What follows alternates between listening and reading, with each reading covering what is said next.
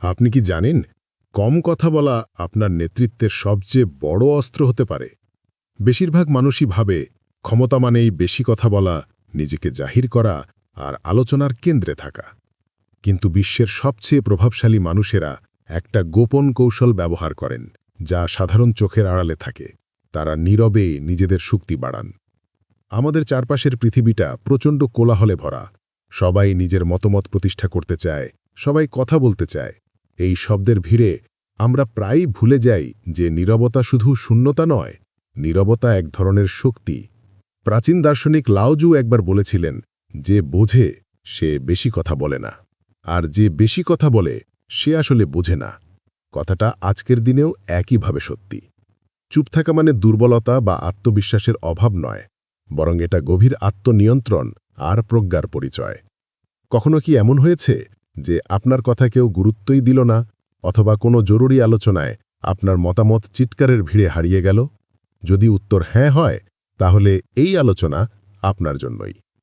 আজ আমরা সেই ৩টি গোপন কৌশল জানব, যা আপনাকে চুপচাপ থেকেই ক্ষমতার কেন্দ্রে নিয়ে আসবে। এই কৌশলগুলো আপনাকে শুধু অন্যের চোখে সম্মানীয় করবে না, বরং একজন বিচক্ষণ ও প্রভাবশালী ব্যক্তি হিসাবে প্রতিষ্ঠিত করবে। প্রথম গোপন উপায়, নিয়ন্ত্রিত তথ্যের শক্তি। ক্ষমতা অর্জনের প্রথম এবং সবচেয়ে জরুরি সূত্র হল, প্রয়োজনের চেয়ে সবসময় কম কথা বলুন। রবার্ট গ্রিনের বিখ্যাত বই দ্য 48 লজ অফ পাওয়ারের ৪ নম্বর সূত্রটাই হল, অলওয়েজ সে লেস দ্যান নেসেসারি। এর পেছনে মনস্তত্ত্বটা কিন্তু দারুণ মজার। যখন আপনি কম কথা বলেন, আপনার প্রতিটি শব্দের ওজন বেড়ে যায়। মানুষ আপনার কথা শোনার জন্য অপেক্ষা করে, কারণ তারা জানে আপনি যখন বলেন তখন গুরুত্বপূর্ণ কিছুই বলেন।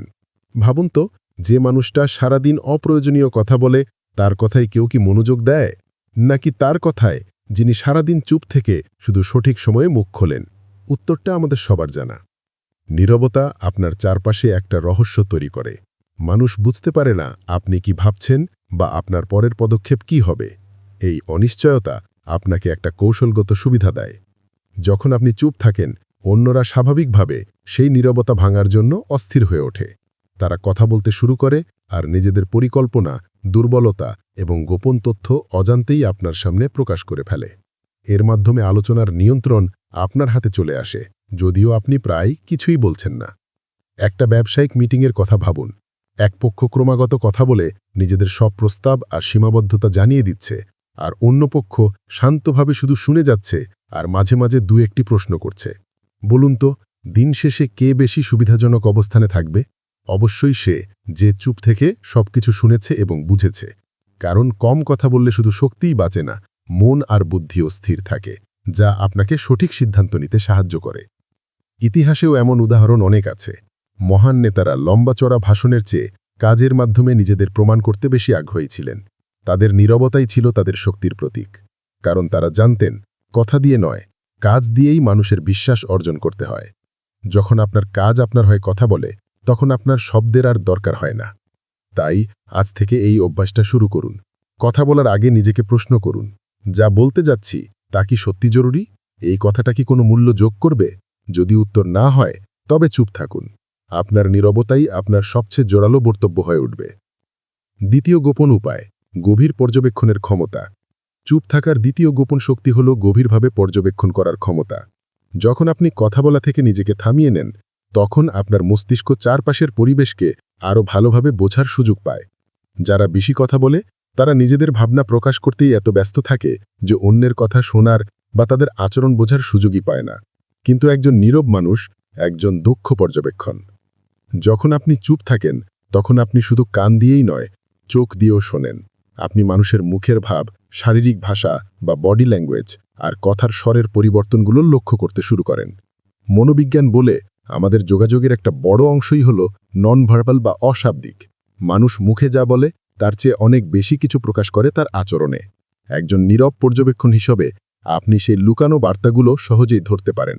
আপনি বুঝতে পারেন কে সত্যি বলছে আর কে অভিনয় করছে, কে আত্মবিশ্বাসী আর কেই বা দুর্বল।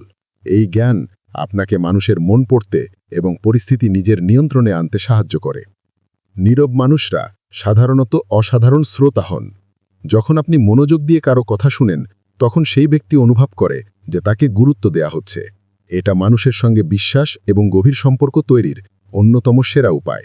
সবাই এমন একজনকে চায় যে তার কথা মন দিয়ে শুনবে, বিচার না করে বোঝার চেষ্টা করবে। যখন আপনি এই গুণটা অর্জন করবেন, তখন মানুষ স্বাভাবিকভাবে আপনার দিকে ঝুঁকবে এবং আপনার নেতৃত্বকে মেনে নিবে। কর্মক্ষেত্রে এর প্রয়োগ বিশাল। ধরুন একটা টিম মিটিং চলছে, সবাই নিজের ধারণা জাহির করতে ব্যস্ত, কিন্তু আপনি চুপচাপ সবার কথা শুনছেন। কে কি বলছে, কার কথার পেছনে কি উদ্দেশ্য, দলের ভিতরের রসায়ন কেমন, এসব পর্যবেক্ষণ করছেন। মিটিং শেষে যখন আপনাকে মতামত দিতে বলা হবে, তখন আপনি সবার দৃষ্টিভঙ্গি বিশ্লেষণ করে এমন একটা সমাধান দিতে পারবেন যা হয়তো আর কেউ ভাবেনি। কারণ আপনি শুধু সমস্যাটা শোনেননি, সমস্যার পেছনের মানুষগুলোকেও পড়েছেন। এই গভীর অন্তর্দৃষ্টি আপনাকে দলের একজন অপরিহার্য সদস্য এবং সহজাত নেতায় পরিণত করবে। তাই কথা বলার তাগিদ কমিয়ে শোনার এবং দেখার অভ্যেস করুন। আপনার চারপাশের দুনিয়াটা তথ্যে ভরা, শুধু সেগুলো গ্রহণ করার জন্য আপনাকে শান্ত ও মনোযোগী হতে হবে। নীরবতা আপনাকে সেই মনোযোগ এনে দিবে যা আপনাকে অন্যদের চেয়ে কয়েক ধাপ এগিয়ে রাখবে। যদি এই কৌশলগুলো আপনার কাছে কাজের মনে হয় এবং নিজের জীবনে নীরবতার শক্তিকে কাজে লাগাতে চান, তাহলে আর দেরি কেন? এখনই ভিডিওটিতে একটি লাইক দিন। আর এই ধরনের জীবন বদলে দেওয়া আরও ভিডিও দেখতে আমাদের চ্যানেলটি সাবস্ক্রাইব করে বেল আইকনটি প্রেস করুন।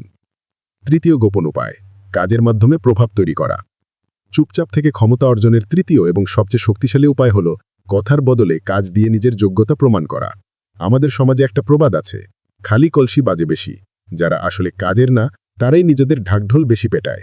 কিন্তু সত্যিকারের প্রভাবশালী মানুষেরা নীরবে কাজ করেন এবং তাদের কাজই তাদের হয়ে কথা বলে। নীতিটা খুব সহজ, কম কথা, বেশি কাজ। এই নীতি সততা, দক্ষতা এবং বিশ্বস্ততার প্রতীক।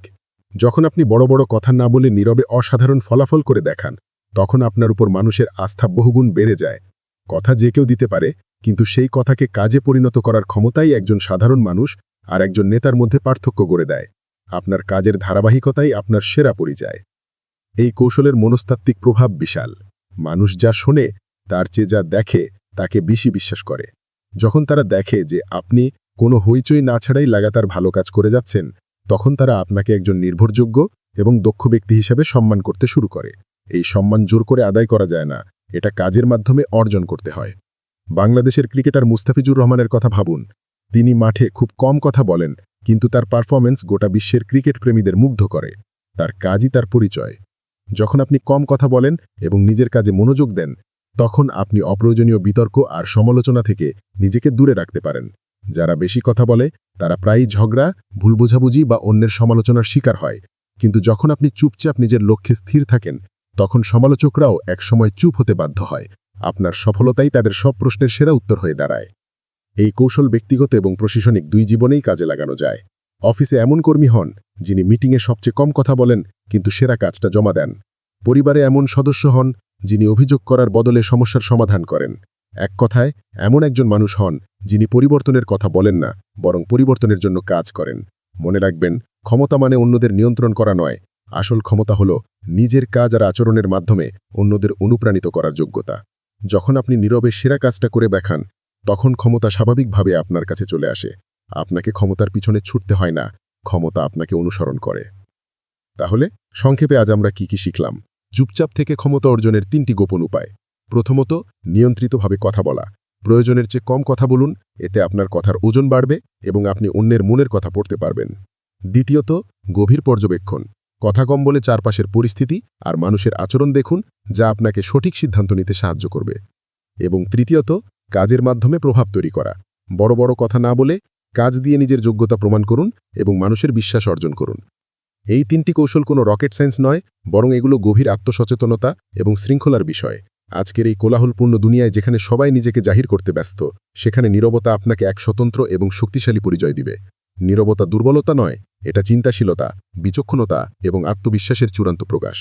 এখন আপনার পালা। এই কৌশলগুলো নিজের জীবনে প্রয়োগ করা শুরু করুন। প্রথম হয়তো কঠিন মনে হতে পারে, কিন্তু অধ্যাবসায় ধরে রাখলে আপনি নিজেই নিজের মধ্যে এক অবিশ্বাস্য পরিবর্তন লক্ষ্য করবেন। আপনি দেখবেন, গুরুত্ব পাওয়ার জন্য আপনাকে আর চিৎকার করতে হচ্ছে না, আপনার নীরব উপস্থিতিই যথেষ্ট। ভিডিওটি কেমন লাগলো আমাদের কমেন্ট করে জানান। আপনি কি মনে করেন নীরবতা সত্যিই শক্তিশালী? আপনার অভিজ্ঞতা আমাদের সাথে শেয়ার করুন। আর ভিডিওটি আপনার সেই বন্ধুদের সাথে শেয়ার করতে ভুলবেন না যারা মনে করে বেশি কথা বলাই স্মার্টনেসের লক্ষণ। চ্যানেলটি সাবস্ক্রাইব করে আমাদের সাথেই থাকুন। ধন্যবাদ।